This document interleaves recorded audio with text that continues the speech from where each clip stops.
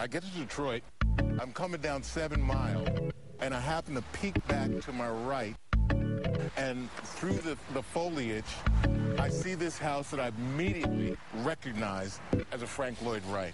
It's unmistakable. Frank Lloyd Wright, for the uninitiated, was the great architectural designer around the turn of the century.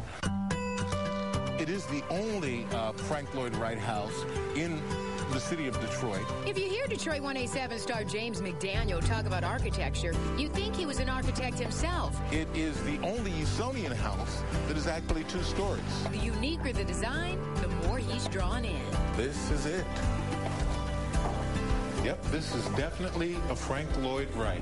The Turkle House by Frank Lloyd Wright is located right in the heart of Palmer Woods. It's changed hands a number of times since the original owner, Dorothy Turkle, had it built in the 50s. Norm? Yes.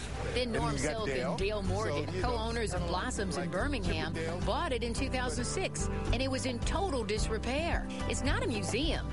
It's their home.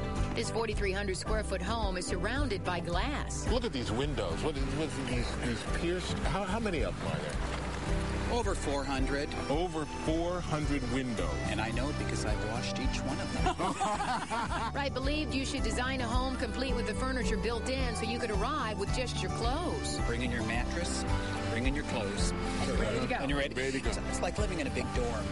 Bringing this architectural beauty back to life is not a cheap man's hobby. It took $1 million to renovate this, and how long? Well, 4 continuous years. 4 continuous years. But, we had a depression in between. And you might as well call the Den a research library dedicated to the world's most famous designer, Frank Lloyd Wright. The general population now, when they come here, they're just blown away at how beautiful the house is.